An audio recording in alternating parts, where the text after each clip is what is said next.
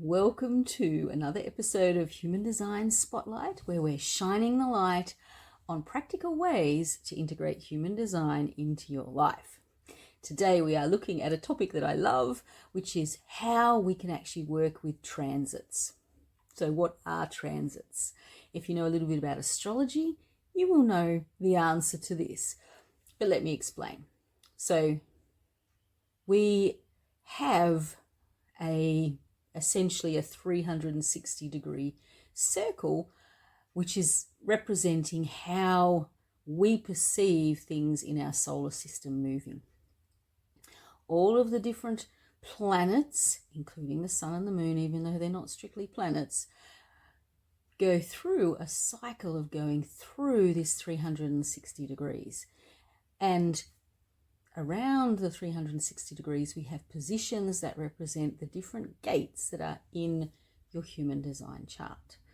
Hopefully that makes sense. So as, say, for example, the sun moves through the sky across the whole year, it will spend about 6 days in each of those gates. And as it spends time in that gate, the energy of the sun is felt by everyone on the planet, if they're aware, to some degree while the sun is there. So same for all of the other objects. Obviously they take different amounts of time to move through a gate depending on what their cycle is. The moon, for example, takes about 6 hours to go through a gate. It goes through every single gate once a month.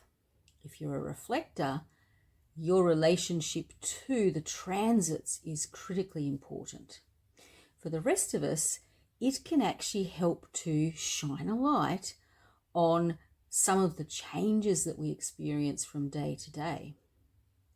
We often will look for something outside of ourselves and go, oh, why am I feeling this way?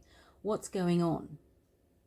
It may actually be nothing to do with anything outside of you, except, well, I suppose the transits are outside of you, but the impact is within you. All right, so I have talked about this before, but let me go through very briefly when you are likely to feel the transits the most. So you're going to be most likely to feel them when you have a planet sitting in a gate that you already have activated that is in an activated channel. So energy that's very active. So at the moment, I am feeling very activated because I've got Uranus in gate 8, which is part of the 1-8 channel that I have in my, activations. So I'm feeling that very strongly at the moment. So that's one instance. You're also going to feel it quite strongly if there is a planet in transit through a gate that maybe you don't have activated, but it's the other end of the channel to one that you have hanging. So it makes a connection. All right, and you will feel that connection. So at the moment, I also have that happening with a hanging gate that I have in the sacral center, connecting through transit to the gate at the other end that's in the solar plexus. So I have to be aware of what's happening with my emotions at the moment. All right, so it can also be, I feel anyway, could be up for debate, but I feel that if there is a planet that is transiting through and activating or switching on a center that I've already got defined, then I tend to feel any gates that I've got in that defined center a little bit more actively. That's just my experience. It's a bit of my experiment. The other thing that you will feel to some extent, and I can attest to this from many different experiences I've had, but sometimes with the transits themselves will actually make a channel.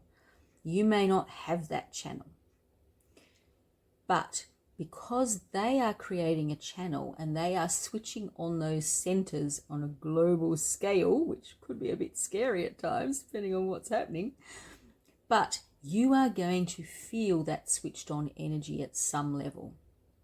Okay, no matter what else is happening in your design. So let me give you an example to help you see what I'm talking about.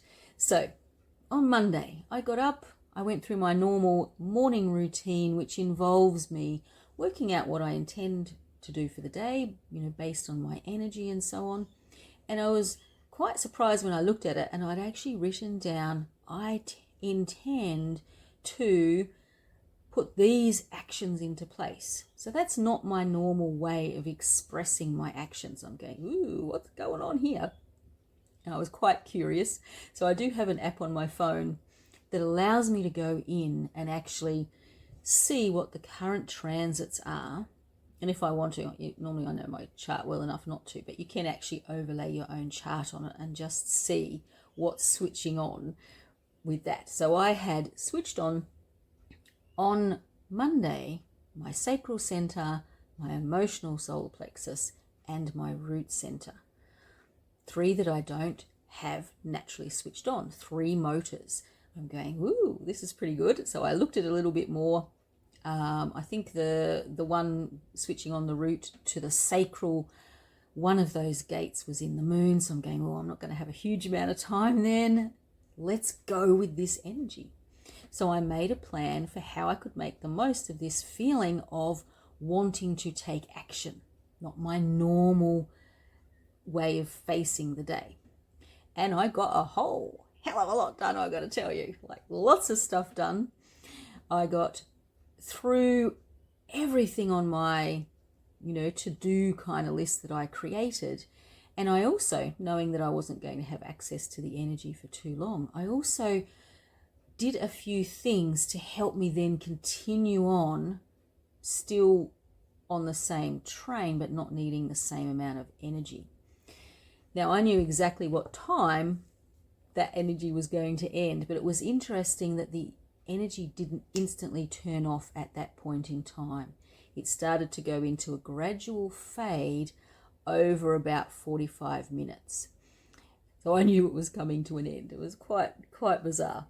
And I also knew that I was going to need a rest afterwards because I'd been using energy that was not naturally within me. So play around with it, have a bit of fun. These are my top tips for working with your transits. So the first one is actually know yourself deeply. What are you normally like if you're just sitting by yourself, no other people around interacting with your aura? What's the most usual way that you do things, the usual way that you operate? And then notice if that feels different at some point in time, like I noticed on Monday.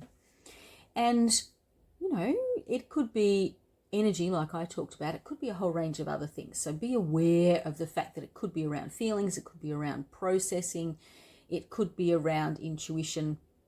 Just, be very, very aware what could actually be happening. So recognize the shift in your energy. And I would really recommend having some way to check what the transits are doing every day so that if you're feeling a shift, you can see what's actually going on. And it kind of backs up that you're understanding your own design.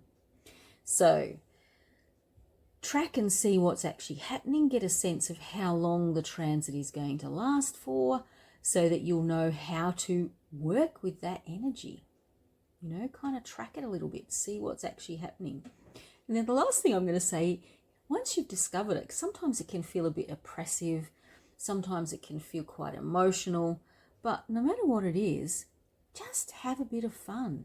Use it as part of your experiment, because the reality is, for most of them, it's not going to last for very long.